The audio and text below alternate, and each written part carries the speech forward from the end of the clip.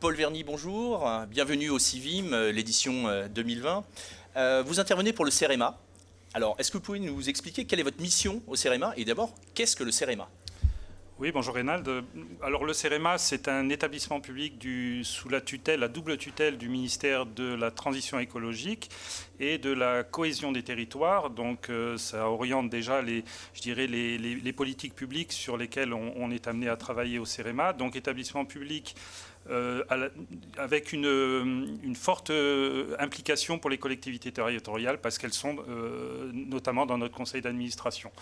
Donc les politiques publiques du ministère de l'écologie, donc on va retrouver des thématiques sur l'énergie, sur la réduction des nuisances, tout un tas de choses par rapport au bien-être. Voilà. Donc 2800 personnes qui travaillent sur ces politiques publiques, sur tout ce qui est le bâtiment, les infrastructures, la préservation de la biodiversité, enfin voilà, tous les grands domaines qu'on peut retrouver qui sont gérés par le ministère et également donc avec une forte territorialisation dans les territoires justement pour assister les collectivités sur ces champs-là.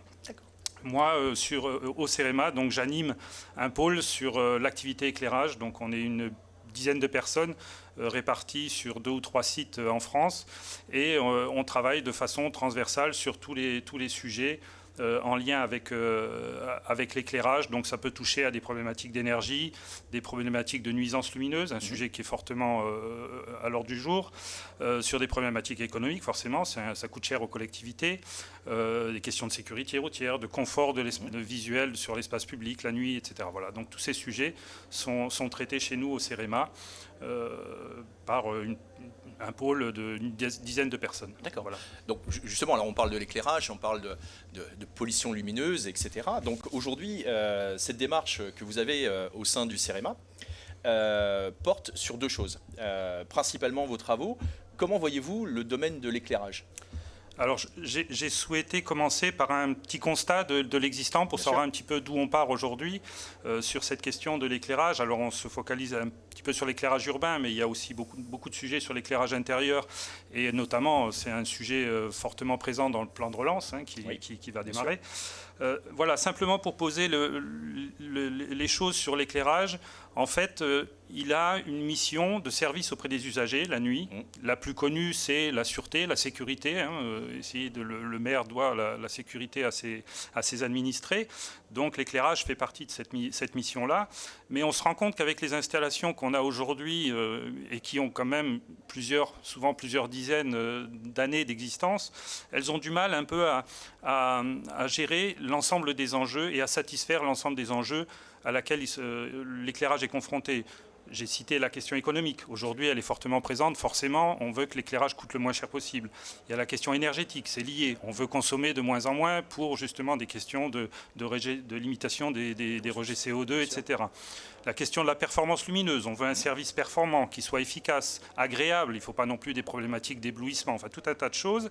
La question environnementale, bien sûr, aujourd'hui, qui est émergente, avec toute la question liée déjà aux matières qu'on utilise.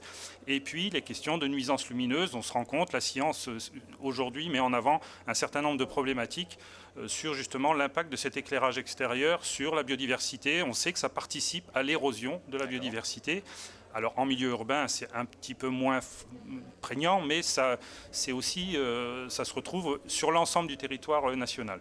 Voilà, donc 2 petits exemples que vous pouvez voir sur les slides d'exemples qui démontrent qu'aujourd'hui, globalement, on est sur un éclairage qui est très très peu agile. C'est-à-dire qu'on va éclairer, par exemple, un parking où il n'y a plus personne toute la nuit à 100%. Donc, consommation d'énergie inutile. Le service n'a plus lieu d'être à ce moment-là. Donc, bon, après, est-ce qu'il faut aller à l'extinction, etc. On verra plus tard. Mais voilà, le constat est là. Voilà. D'accord. Alors justement, quelles sont ces évolutions dont on parle aujourd'hui? Comment on va améliorer cette qualité lumineuse pour les citoyens et comment l'adapter sur un territoire? Voilà, alors moi je vois deux axes majeurs que le domaine de l'éclairage, je parle en manière générale, donc ça va concerner les collectivités, maîtres d'ouvrage, ça va concerner les fabricants, les entreprises installatrices, etc. En fait, l'idée, c'est, dans un premier temps, on reste dans le domaine de l'éclairage. Après, ça peut se faire de façon concomitante. Mais aujourd'hui, on est peut-être sur le premier axe qui est faire évoluer le domaine d'éclairage vers plus d'adaptabilité, plus de modularité, de façon justement à ce que l'installation s'adapte plus facilement quand les enjeux, quand les besoins sont diminués, quand il y a moins de monde sur la rue ou quand il y a des enjeux spécifiques sur l'année. Là, j'ai parlé de la biodiversité, il peut y avoir des moments plus sensibles dans l'année pour ces espèces. Voilà. C'est de pouvoir dire à ce moment-là, on baisse ou on réduit ou on éclaire autrement, etc. Voilà. Aujourd'hui, on sait qu'il y a et d'ailleurs sur le salon, on voit un certain nombre d'innovations technologiques et l'apparition de la lumière LED, forcément, a aidé beaucoup et nous aide beaucoup sur ce sujet-là. Donc on parle de détection, de télégestion, etc. Tout ça, ça commence à se mettre en place. Ça reste encore, je dirais, au stade émergent. Il y a des métropoles qui ont innové, etc. Mais voilà, c'est en place et ça démarre et il y a les technologies pour. Le deuxième axe, c'est d'aller au-delà, de sortir du domaine de l'éclairage et d'aller vers la ville intelligente. Donc l'idée, c'est que le réseau d'éclairage, les installations d'éclairage public s'intègrent complètement dans la démarche de ville intelligente. Donc passer du smart lighting à la smart city. On a vu des exemples de projets où, par exemple, un mât d'éclairage vient supporter un certain nombre de capteurs urbains pour mesurer le bruit, le trafic, la pollution de l'air, les caméras de vidéoprotection, etc. Tout ça est retransmis après via le réseau d'éclairage et le réseau filaire qui existe, donc on n'a pas besoin de recréer une installation. Par courant porteur, par exemple, il y a des systèmes qui existent comme ça, et on va comme ça utiliser l'architecture du service éclairage tout en maintenant sa performance pour installer tout un tas d'objets urbains, donc des objets connectés, on parle de l'IoT, et mailler comme ça l'ensemble du territoire de la collectivité grâce au réseau d'éclairage. Il y a quelques exemples en France, on en est encore très loin d'une généralisation, mais il y a aujourd'hui, je pense, la technologie ou les technologies qui vont permettre de le réaliser. Bien, on a bien compris qu'aujourd'hui, l'éclairage intelligent, c'est surtout une réserve foncière alimentée. Donc, on a bien compris que c'était aussi un outil pour pouvoir diffuser de l'information.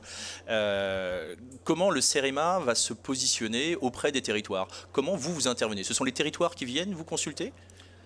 Alors, on a deux axes de travail. On travaille d'une part, donc pour l'État, puisqu'on est établissement public de l'État, sur, je dirais, des études et des stratégiques, ou plutôt du niveau d'observation de territoire, par exemple. Aujourd'hui, sur des questions, justement, on essaye de définir, de bien comprendre les enjeux de l'éclairage. Aujourd'hui, par exemple, en France, on a du mal à définir le nombre de points lumineux d'éclairage public. C'est quand même une donnée qui devrait être connue. Voilà. Donc nous, on travaille plutôt ces questions-là à l'échelle nationale. Et puis, dans les territoires, on appuie les collectivités, alors soit celles qui viennent nous demander, soit à travers des conventions de partenariat, à établir avec eux, soit de revoir leur politique de gestion de parcs d'éclairage. Donc l'objectif premier pour elles, c'est de faire des économies d'énergie et des économies financières, mais on les aide aussi à améliorer le service, à réduire les impacts biodiversité, etc. Et puis, on travaille aussi à établir des trams noirs qui sont le pendant nocturne d'une trame verte et bleue. Voilà, donc on est en assistance aux collectivités. Alors, il y a différents vecteurs.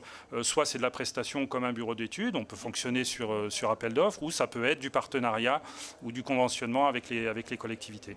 Paul Vernier, merci beaucoup. Eh bien, merci beaucoup pour cet éclairage. Je crois que le mot est choisi. Merci. Et puis, à bientôt sur cette ligne. À bientôt, merci. Merci, bonne journée, au revoir. Merci beaucoup.